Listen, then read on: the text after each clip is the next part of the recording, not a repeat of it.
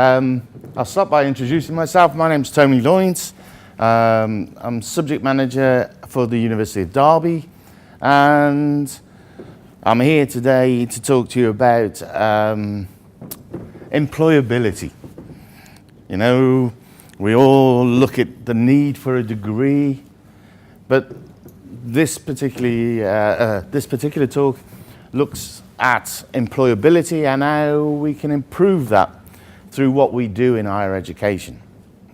I'll say a couple of things first. It's going to be a bit difficult because I can't stand still when I talk. So I always have to move, and I don't know if you can hear, but this is moving about quite a lot. So firstly, if that's making a noise, I apologize for it, but it's difficult to stand still. The other thing I'll say is it's quite opportune that I'm here today. I'm here to visit a partner that we have here in Singapore, Uptrend College, and you'll see as we go through the slides that they actually offer one of the programs I'll talk about today. So I'm going to start by asking almost a rhetorical question of what is a graduate. You know, we all talk about graduate employment and how important it is to the programs themselves and to the people who study those programs. So I'll start with a dictionary definition. Okay, Oxford English Dictionary: someone who has successfully completed a course of study or training, especially a person who has been awarded an undergraduate or first academic degree. Okay, from a student, second year student, someone who's completed, someone who's finished, that's a graduate. The important one for me and my subject area was from the industry, from an employer. When asked what a graduate was, their response was, it's someone who thinks they know how to run the business. Okay, which was quite disappointing for me because I was responsible for tourism, hospitality, events, and spa. And if the industry thinks, well, or their view of my graduates is it's someone who only thinks they can do whatever in the industry, then I've got a problem. People don't embark on a program of study on these sort of subject areas unless it's something they intend to work in that industry. Their intention is to go out and get a job in that industry. And all of them were called management. So it was tourism management, hospitality management, spa management, events management. Yet the industry didn't think of these people as managers. And in fact, it led me to question whether these should actually be called management at all. Because if the industry were right, all students did was study about the industry. So they had lots of knowledge about it, but they couldn't actually do it. Which, you know, if I was an employer, what do I look for? Someone who can do it. So it started a sort of train of thought that we needed to change. And like all good academics, it starts with some research. So firstly, we asked students coming in, first year students arriving, why were they studying in the subject area? And okay, I've just picked a few of them, but almost everyone said the reason they came to study these subjects is because they wanted a job in that industry. Okay, they saw themselves when they finished as perhaps the person on the left here, you know, a manager in the industry. You know, better job opportunities, better career prospects, good job as a spa manager. So it was clear, you know, what students joining the program wanted. If we asked the employers what they wanted, because obviously it's very important if these are the people who are potentially going to employ our graduates, what they want, well, you'll see it's no coincidence that I've used the same picture. You know, the employers wanted, okay, employees that could hit the ground running, with not just academic knowledge of the industry, but the ability to do things in the industry. Okay? Strong practical skills. Okay, I don't have a problem with this in my subject area. You need to be able to do it. If you're, give the example, if you're a spa manager and one of your therapists doesn't turn up and you've got guests in the spa, guess what you go out and do? You go and do that treatment. It's no good if you can't do it. And okay, although I've used the term practical skills there, I tend to refer to them these days as professional skills. You know, it's something that's part of that profession. The employers always also wanted this business acumen, the idea that people understand business in its purest form, irrespective of whether it's a spa or a hotel, an event venue. You know, they wanted people to understand business, which is great. So at least the employers and the students coming in wanted the same thing. The problem is, the perception of what we were delivering was perhaps more like this. It doesn't matter whether you've got a degree. If you don't have those professional skills to be able to work in the industry from day one, this is where you start. So, for an higher education provider, it provided me with something of a challenge. To say, well, what are we going to do about this? Okay? It was clear from the outcomes of this research. Firstly, programs needed to be developed both for and with industry, so that industry have input into what the program actually is. Then when people graduate, they've got more confidence in that person.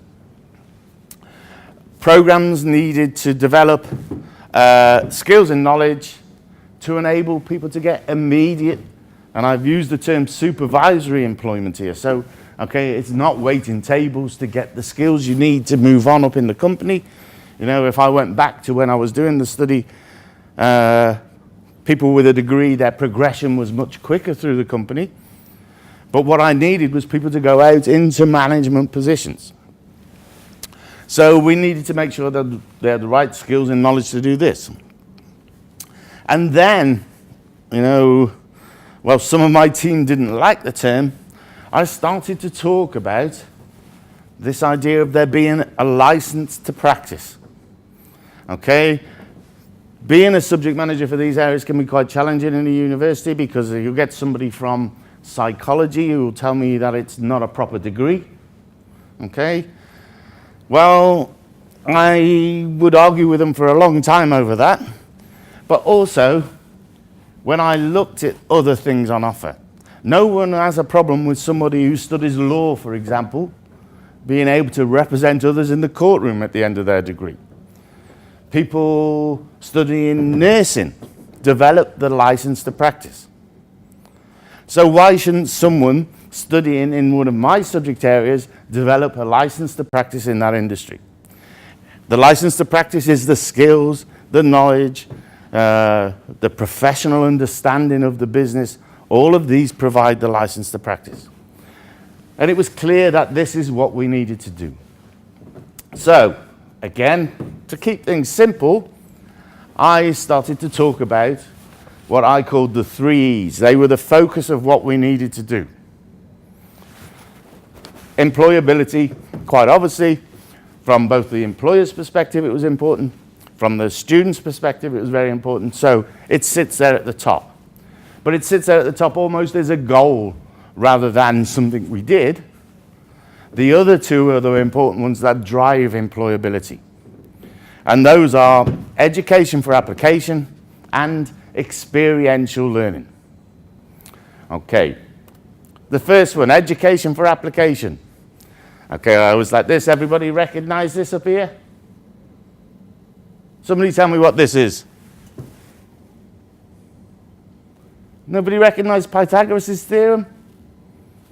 Yeah, come on, nod. Nod once for yes and this for no, okay? Okay, I remember it from school, you know? Okay, I'll just check here. No mathematicians in the audience? That's good. Because I can tell you, I remember this from school. 3, 4, and 5, 5, 12, and 13. Okay, I once had a maths teacher in the audience who went on then from that with about another 4 or 5 combinations. But the reason I use this is it's something, I can remember it, you know, because when I was at school, that's what you did, you remembered it. But the problem is, if you don't know why you remember it, then what's the point? You know? And then from when I first got involved in higher education, I quickly formed this opinion that I've got up here now, that the acquisition of knowledge without the ability to apply it is worthless. You know, you take the thickest textbook you can find and memorize everything in it, great. But if you can't do anything with it, why bother? You know? So the ability to apply knowledge is important. And I use this photograph now for several years to explain this, in that I don't suspect for 1 minute the builder's on the phone asking his friend about Pythagoras' theorem. I can't remember the last bit. But obviously right angles are very important in the building industry. And the knowledge behind it, okay, the underpinning principle is Pythagoras' theorem. Because what a builder does is measure 3, 4, and 5, and he knows then he has a right angle. So if you look at the picture, there are lots of right angles behind this builder. And if he doesn't get them right, you know, if they're not right angles, then he builds on up and up and up, and eventually the building falls down. And I always make reference here to the fact that, you know, this is the same principle. If we can't get students to apply their knowledge in these subject areas, then, you know, eventually their career falls down. So we need to apply knowledge, not just acquire it, but be able to apply it. Okay. The next one, experiential learning. And okay, I know this is a quote from Cole. Experiential learning involves direct encounter with the phenomena being studied rather than merely thinking about the encounter or only considering the possibility of doing something about it. Okay, nice academic quote. This is the one I prefer.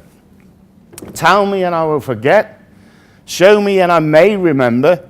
Involve me and I will understand. What we need people to do is be involved in their education. And okay, we're talking about specific subject areas here, but I have this same feeling that this should be rolled out right across the university, irrespective of the subject. And to do that, I realized I was quite fortunate where my programs are based. Okay, this is just one shot of it. We have a fully commercial day spa. We have a fine dine restaurant, and the building itself is set in a dome area where we have events on a regular basis. And okay, some of my students were employed in those areas. Okay, pretty much as this one is, to wait on tables when we had events in the dome. Perhaps some of them on spa programs employed as therapists. But I had a resource there available to me into which we could put students, not just to wait on tables, not just to lay up or to service people in the spa, but to acquire the skills to manage the businesses. And so there was almost a sea change in the organization where we started to use students to run events. And the one I'm going to show you now has just happened again. But, okay, 2nd of March, this was 3 years ago. Something called Chatsworth House Staff Party. Okay, 3 months in planning. 2 days to set up. 77 minutes to serve 781 guests. Okay, that's what the venue looked like. These are the people that did it. Okay? Quite a big event, quite a high profile event, given that the Chatsworth House is owned and the residential property of a Chancellor of the University, the Duke of Devonshire. So this is his staff party, so quite high profile. Normally, we would have employed some students to work on it, but this photograph has only 5 members of the commercial team. Everyone else is a student. Everyone else is doing it to gain professional expertise, to be able to say in their CV, you know what I did? I actually, and some of these students are event students, some hospitality, some culinary arts. I know if I look closely at the photograph, there's a couple of spa students snuck in. But they've all run an event from 3 months before it started, you know, to the event itself, to the shutdown of that event, to a stock take afterwards, to analysing the event for profitability, all run by students, with students managing other students. Okay, these aren't all from one year, they're from different years. They all apply for posts. You know, the posts are put out like proper jobs, they apply for them. They get the opportunity to work in that post for that period of time. And they gain valuable experience for their CVs. I have, from the SPA program last year, several students walking straight out into managers' jobs, managing spas. And when I speak to the industry about it, they say because they're able to talk about their experience. So when they're asked about, let me think of a question. Give me an example of how you work in a team.